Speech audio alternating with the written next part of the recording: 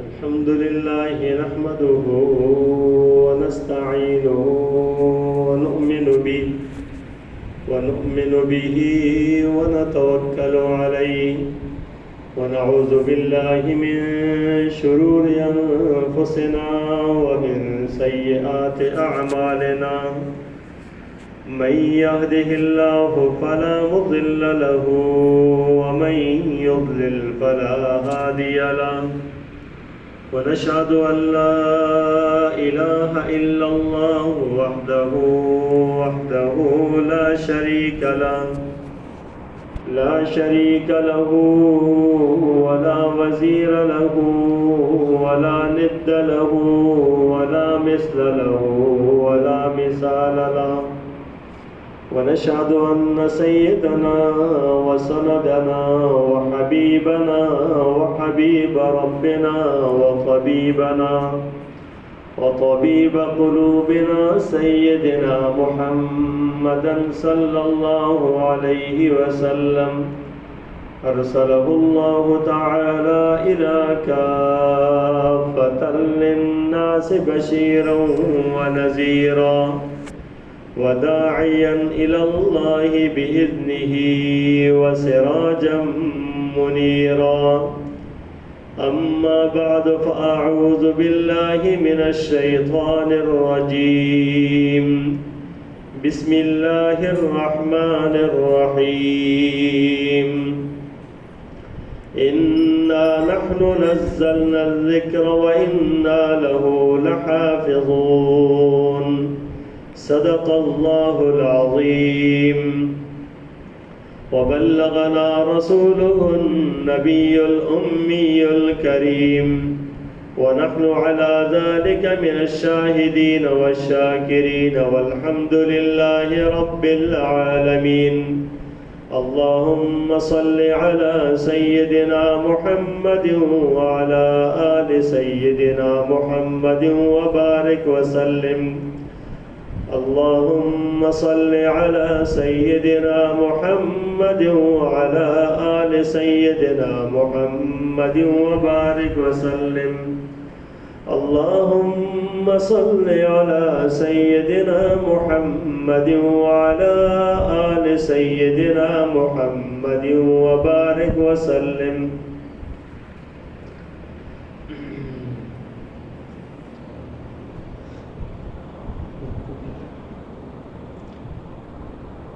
اللہ تبارک و تعالیٰ نے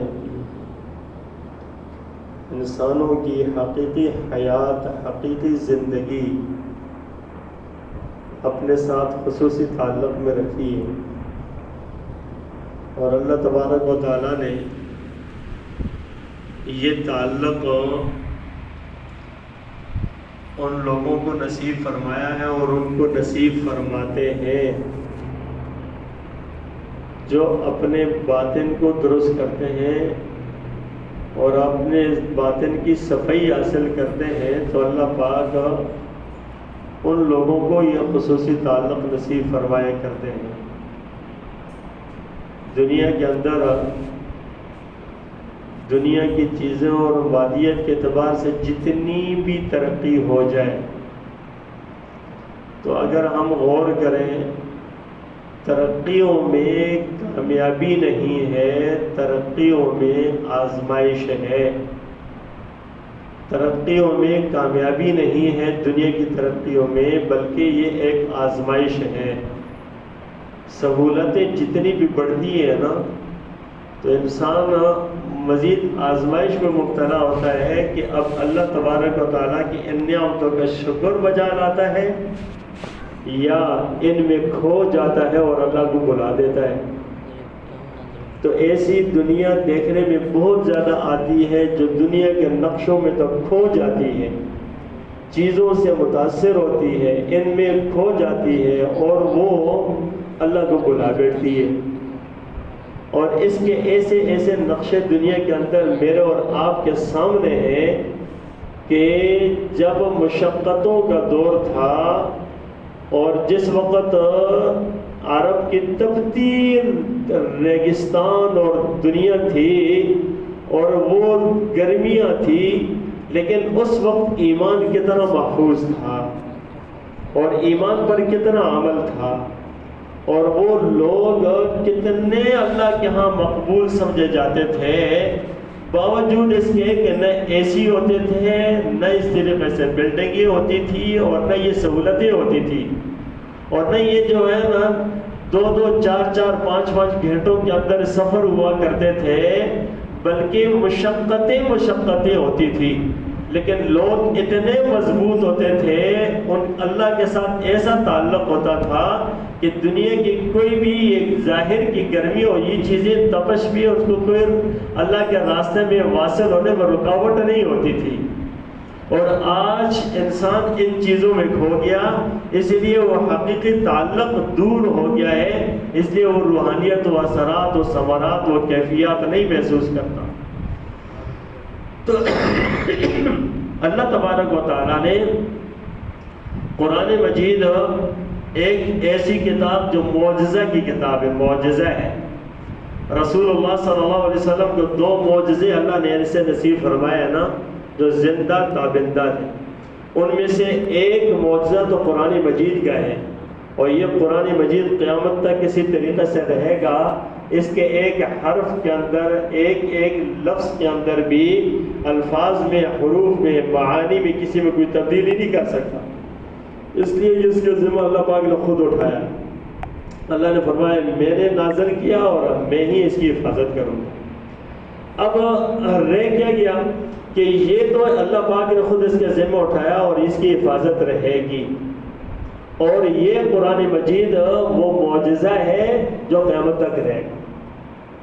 جب یہ نہیں رہے گا تو اس وقت پھر قیامت آ جائے گی، پھر اس کے بعد دنیا نہیں رہے گی۔ اس کے مطلب دنیا کا وجود اس وقت صرف ان لوگوں پر ہے جن کے سینے کے اندر قرآن ہے اور جن کی زبان پر اللہ اللہ ہے۔ حدیث میں آتا ہے کہ جس کی زبان پر اللہ اللہ ہوگا، اللہ اللہ کہنے والا ایک بندہ بھی ہوگا نا، دنیا میں قیامت قائم نہیں ہوگی۔ ایک بندہ بھی دنیا میں اللہ اللہ کہنے والا ہوگا، اس وقت قیامت قائم نہیں ہوگی۔ اور جب پوری دنیا سے اللہ اللہ کہنے والا بندہ ختم ہو جائے گا، اللہ اللہ کہنے تو قیامت آ جائے گی۔ اس کا مطلب یہ ہے کہ قرآن مجید اور علم جو اٹھے گا نا، یہ علم جو ہے نا کس طرح اٹھے گا، یہ قرآن کیسے اٹھے گا؟ قرآن صرف اس کا نام نہیں ہے کہ کہے گا کہ یہ اپنے کتابی صورت کے اندر اٹھ جائے گا۔ قرآن اٹھنے کا مطلب یہ ہے لوگوں کے سینوں سے یہ چیزیں نکل جائے گی اور کہنے والا انسان نہیں ہوگا۔ جیسے ہم قرآن تو اپنا وجود رکھتے ہیں، قرآن تو یہ مصحف ہے نا، یہ قرآن لکھا ہوا نہیں، قرآن کو سینے میں محفوظ کر کے عمل کرنے والا انسان چاہیے۔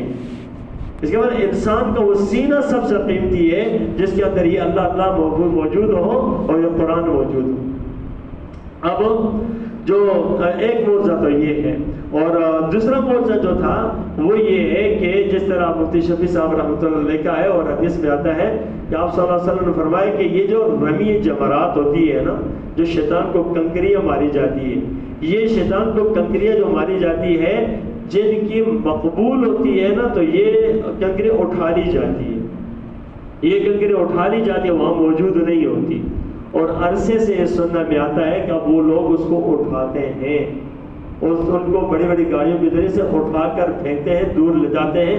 اس کا مطلب یہ ہے کہ مقبولیت اس طریقے سے نہیں ہے، ورنہ پہلے سننے میں نہیں آتا تھا، کئی عرصے پہلے کی بات ہے کہ وہاں پر موجود ہوں، تو جن کی مقبول ہوتی ہے وہ اٹھا لی جاتی ہے، وہاں نہیں ہوتی، اس لیے وہاں گرنے والی کنکری کو دوبارہ سے اٹھا کے نہیں مارا جاتا، وہ مردود سمجھی جاتی ہے، ہاتھ سے گر گئی یہ مردود ہے، اس کو نہیں اٹھا کے مارا جاتا۔ تو یہ بھی ایک معجزہ۔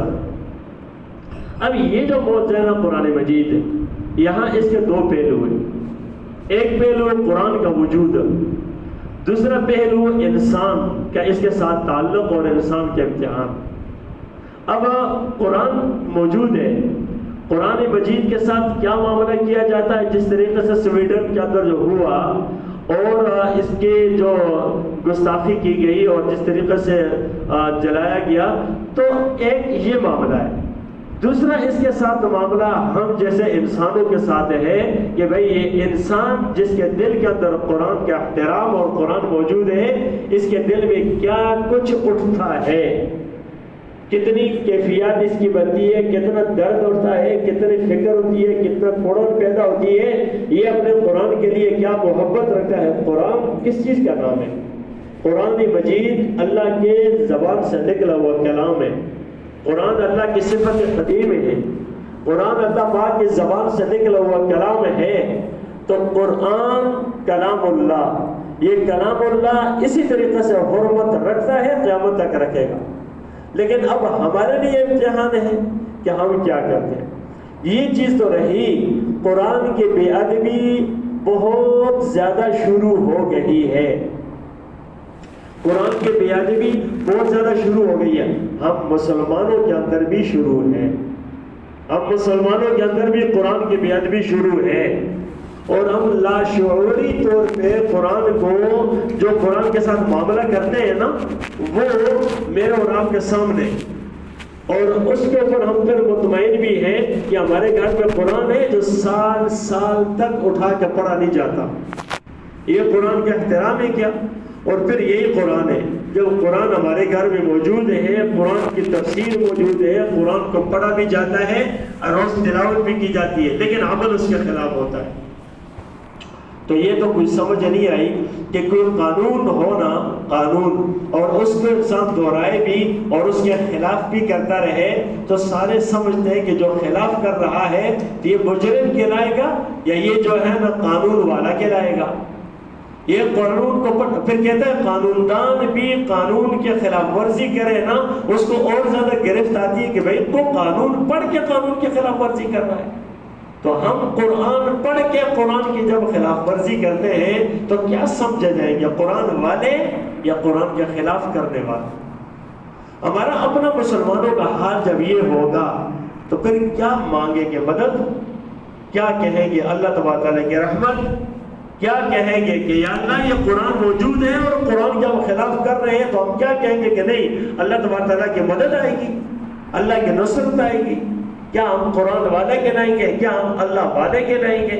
تو یہ سارے سمجھتے ہیں اس بات کو، غور نہیں کرتے، سمجھے اس بات کو تو ہم اس کے خلاف کرنے والا کہلائیں گے، قرآن کے خلاف کرنے والا۔ یعنی قرآن مجید کے اندر جو احکامات ہیں، قرآن مجید کے اندر جن جن چیزوں کا حکم دیا ہے، قرآن مجید کے اندر جن جن چیزوں سے منع کیا گیا ہے، ہم جن کا حکم دیا کتنا کرتے، جن سے منع کیا گیا کتنا روکتے ہیں، یہ بات میرے اور آپ کے سامنے۔ تو اب اس کے باوجود ہم اپنا تعلق صرف تھوڑا سا دیکھیں نا، ہم اپنا تعلق کتنا قائم کر رہے ہیں اس کے ساتھ۔ یہ دنیا کے سامنے وہ نقشہ پیش کرنے کی ضرورت ہے کہ جس کو ہم کہیں کہ ہم قرآن والے ہیں، ہم قرآن والے، حاملین قرآن ہیں، حاملین قرآن ہیں، قرآن والے۔ لیکن قرآن کے سراسر جب خلاف ہوتا ہے نا تو پھر قرآن والے نہیں کہتے ہیں، پھر قرآن کے خلاف ورزی کرنے والے ہو۔ اور یہ بہت بڑی گناہ ہے، کیونکہ ہر فرد اپنے گریبان میں جا کے نا وہ کہاں کھڑا ہوا ہے وہ سب سمجھتا ہے، وہ سب سمجھتا ہے۔ اس لیے آپ صلی اللہ علیہ وسلم کی جو یہ حدیث ہے نا، القرآن حجت لک او علیک، قرآن تمہارے لیے حجت ہے یا تمہارے خلاف حجت ہے، قرآن تمہارے لیے حجت ہے یا تمہارے خلاف حجت ہے۔ اب یہ تو بس سمجھ آتے ہیں قرآن پڑھنے والے کے خلاف حجت،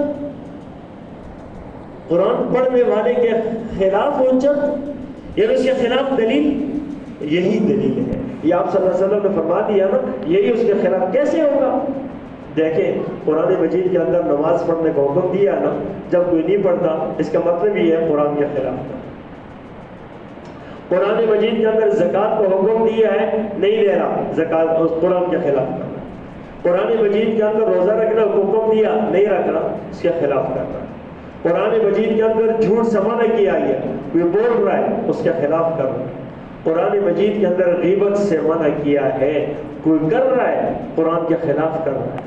قرآن کے اندر چوری سے منع کیا ہے، کوئی چوری کر رہا ہے قرآن کے خلاف کر رہا ہے۔ قرآن کے اندر زنا سے منع کیا ہے، کر رہا ہے اس کے خلاف کر رہا ہے۔ قرآن کے اندر شراب سے منع کیا ہے، کوئی کر رہا ہے اس کے خلاف کر رہا ہے۔ اب یہ کیا ہے؟ اس پوائنٹ کو کیا کہیں گے ہم مسلمان؟ ہم کیا کہیں گے اس کو؟ ہم قرآن والے یا قرآن کے خلاف کرنے والے؟ ہمیں قرآن کو لے کر چوما تو صحیح، سینے سے لگایا، ہم نے آنکھوں پہ لگایا، سر پہ اٹھایا، ہم نے بوسہ تو ضرور دیا، لیکن عمل اس کے خلاف کیا، کہو کیا کہیں گے اس کو؟ کس چیز کا نام دیں گے؟ یہ کیا کیا ہم نے اس کے ساتھ؟ تو میرے پیارو، یہاں ہم ڈائریکٹ اللہ کی مخالفت کرنے والے کہلائیں گے، اور کیا کہلائیں گے؟ کوئی دوسرا کون سا آپشن ہے کہ ہم کیا کہہ نہیں یار میں اللہ کی مان رہا ہوں؟ ہم اللہ کو ٹھکرا رہے ہیں۔ میں اگر صاف الفاظ میں کہوں نا، افسوس کے ساتھ، بغاوت ہے، بغاوت ہے، سرعام ہے۔ ملک پاکستان کے ایک قانون ہے، ٹھیک، اس قانون کے سرعام کوئی خلاف ورزی کہلائے تو کیا کہلائے گا؟ اس کو لوگ باقی نہیں کہیں گے، یعنی چھپ کے کرے، کوئی اور کرے، غلطی کیا کرے اور کچھ کرے، سرعام کہیں، اور وہ جو سرعام جس کو کہیں کہ خود ویڈیو بنا رہا ہے اور کر رہا ہے، سرعام کر رہا ہے، تو کیا کہیں گے؟ بغاوت کہیں گے نا۔ تو کیا اللہ کے اس حکموں کے جب یوں سرعام خلاف ورزی ہوگی تو کیا کہیں گے اس کو؟ دوستی کہیں گے، وفاداری کہیں گے، تعلق کہیں گے، اللہ کا قرب کہیں گے؟ میرے بھائیوں، ہم الجھ گئے ہیں اس دور کے اندر، نئی چیزوں کے اندر، نئی دنیا کے اندر، مادیات کے اندر الجھ گئے۔ الجھے نہیں، سب الجھاؤں سے نکل کر ایک اللہ کے ساتھ خالص دوستی قائم کریں۔ ایک دوست ہوتا ہے نا، وہ دوسرے دوست کے ساتھ عرصے سے وفاداری کر رہا ہوتا ہے، عرصے سے، تو وفاداری کرتے کرتے ایک وقت آتا ہے یار اس دوست اس کو دھوکہ دے دیا ہو، کسی دھوکہ دینا یعنی سمجھتے ہیں دھوکہ دے دیا، تو یہ آدمی کہتا ہے یار کوئی اور دھوکہ دیتا نا تو سمجھا تو میرا دیرینہ دوست تھا، تو نے مجھے دھوکہ دیا۔ اس دھوکے کو دھوکہ سمجھتے ہیں ہم مسلمان، اللہ کو ماننے والے، رسول اللہ صلی اللہ علیہ وسلم پر ایمان، اور جب ہم ہر آئے دن دھوکہ دھوکہ دھوکہ اور چھپ چھپ کے، یعنی چھپ چھپ کے غلطیاں کرنے والا کس سے چھپ رہا ہے؟ انسان سے؟ ہاں ٹھیک ہے، انسان سے تو چھپ گیا، اپنے ماں باپ سے چھپ گیا، اپنے بہن بھائیوں سے چھپ گیا، اپنے رشتہ داروں اور بیوی اور بچوں سے چھپ گیا، نہیں، سب سے چھپ سکتا ہے، لیکن اللہ سے کہاں چھپے گا؟ اس اللہ سے کہاں چھپا گیا جو اتنے غلطیاں کر رہا ہے؟ اس اللہ کا احساس نہیں ہے، اس اللہ کا احساس نہیں ہے۔ اس لیے مسلمان اپنے من کا سچا ہو جائے نا، ایک مسلمان پوری دنیا کو ہلا کے رکھ دیتا ہے۔ ایک مسلمان سورہ بروج کے اندر جو واقعہ آتا ہے نا، جس کے اندر ایک بچہ تھا، ایک بچہ جس نے اس وقت کا جو راہب تھا اس کے دین اختیار کیا تھا، جو سچا تھی، اور وہ سچے من سے اس کو مانتا تھا کہ یہ اللہ کا بندہ ہے، سچا۔ اب اس کے خلاف جس وقت بادشاہ نے اس کو بھیجا تھا تو جا کر اس کا جادو سیکھنے کے لیے بھیجا تھا، تو وہ راستے میں راہ مل گیا، وہ چلتے چلتے الغرض اس کی وفاداری کی، اس کو مانے یار یہ سچا۔ ایک دن آزمایا کیا، اس طرح کے راستے میں شیر بیٹھ گیا، اس نے کہا اللہ کے نام سے کہ اگر یہ راہب کا دین سچا ہے میں پتھر ماروں یہ شیر چلا جائے، اور اگر نہیں ہے تو سچا نہیں ہوتا نہ جائے۔ تو اس نے نام سے، اللہ کے نام سے پتھر مارا، اس کو شیر اٹھ کے چلا گیا، اس نے کہا یہی سچا دین ہے، قائم رہا۔ بادشاہ کو پتہ چلا، بادشاہ نے اپنی پوری جو ہے نا گورنمنٹ کے پورے جو ہے نا لوگ، یعنی پولیس لگا کر، فوج لگا کر اس کو مارنا چاہ لے کر کہا اس کو مار دو، کشتی میں ڈال۔ جب کشتی میں لے کر چلے وہ سارے لوگ مر گئے، یہ بچ کے واپس آ گیا۔ کہاں اس کو لے کر پہاڑ سے گرا، تو جب لے گئے وہ لوگ گر کے خدا لوگ کو مار دیا، یہ بچے واپس آ گئے۔ کہاں اس کو جلا دو، اب وہ اور لوگ جل رہے، یہ بچ کے واپس آ گئے۔ اب اس نے کہا بادشاہ مجھے نہیں مار سکتے ہو، میں جس رب سے تعلق رکھتا ہوں نا، میرا قائم تعلق اتنا مضبوط ہے، تم نہیں مار سکتے ہو، ہاں ایک شرط پہ مار سکتے ہو، ایک شرط پہ، اور وہ خود بتا رہا ہے، وہ یہ کہ سارے لوگوں کو جمع کرو، سب دیکھیں، اور اس وقت مجھے مارو، اور یہ کہہ کر مارو بسم رب ھذا الغلام، اس لڑکے کے رب کے نام سے میں مارتا ہوں، میرے رب کے نام سے تم مجھے مارو نہ، تین تو تب لگے گا، ویسے میں نہیں مار سکتا۔ اور اسے ایسے ہی کیا، جب ساری خلق کو جمع کر کے اور بسم ربی حاضر غلام کہہ کر اس کو مارا، جو وہ شہید ہو گیا تو سارے لوگ مسلمان ہو گئے کہ یار یہ لڑکا سچا تھا، وہ سارے کے سارے مسلمان ہو گئے۔ کہتے کہ مثلا ایک آدمی تھا ہلا کر رکھتا تھا، ایمان کی مضبوطی اس کیوں کہتے ہیں؟ اور آج ہمارے اپنے ایمانوں کو ٹٹول ہے نا، ادھر سے ہمارے ایمان کی کمزوری اتنی ہے نا، گناہوں کے 20 دروازے کھلے ہیں، بند ہم خود نہیں کرتے۔ لہذا میرے پیاروں، ہم اس کو بند کریں نا، مضبوط کریں، قرآن کو پڑھنے لگ جائیں، قرآن پر عمل کرنے لگ جائیں، قرآن کا احترام کرنے لگ جائیں۔ قوم کے اندر ایسی بیداری، ایسی مدد آئے گی جب قرآن کا ہم احترام کریں گے، مانیں گے، جو کچھ قانون جو اصول ہے اس کے مطابق چلیں گے نا، تو دنیا دیکھے پھر کتنی جرت، کس کو جرت ہو سکتی ہے؟ یہ جرتیں جو ہو رہی ہیں نا، یہ ہمارے ایمانوں کا امتحان ہے، امتحان۔ اس لیے آواز اٹھانا ضروری ہے ہر ایک پر۔ ہم احتجاج کرتے ہیں، مذمت کرتے ہیں، اس نمبر سے یہی کر سکتے ہیں، اور کیا دعا کر سکتے ہیں، اور دعا بھی کر سکتے ہیں، یہ چیز کر سکتے ہیں اور کرتے رہیں اور کریں گے انشاءاللہ۔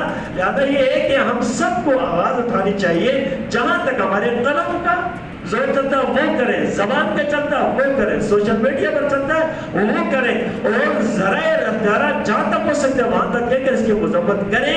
یہ اللہ اور بندے کا تعلق ہے، اور اللہ تبارک و تعالیٰ نہ جانے کون سا کام اللہ کو پسند آئے نا، اللہ سب چیزوں پر پردہ ڈال کے بندے کو قرب خدا بندی مل جائے۔ تو اس لیے میرے بھائیوں، اس تعلق کے بغیر ہمارا کوئی راستہ نہیں ہے۔ ایک اللہ سے جڑنے اور اللہ کے جو شاعر اللہ ہے نا، جو کلام اللہ ہے، ان سے جڑنے کے بغیر ہمارا کوئی راستہ نہیں ہے کامیابی کا، یہی ہے۔ اس لیے یہ ہماری حفظ جان ہے، یہ ہمارے لیے سرمایہ افتخار ہے، یہ قرآن، یہ کلام اللہ، یہ ہماری ایک ایسی عجیب نسبت ہے جس سے بڑھ کر کوئی اور نسبت نہیں۔ لہذا ہمیں چاہیے کہ اس کا احترام بھی کریں، اور جو اس طریقے سے جو ہے نا قرآن کی بے حرمتی کرتا ہے اس کے خلاف آواز بھی اٹھیں، اور ہر وقت دعا بھی کریں، قرآن کو کثرت سے پڑھنا شروع کر دیں۔ اللہ تبارک و تعالیٰ ہم سب کا حامی اور ناصر ہوا۔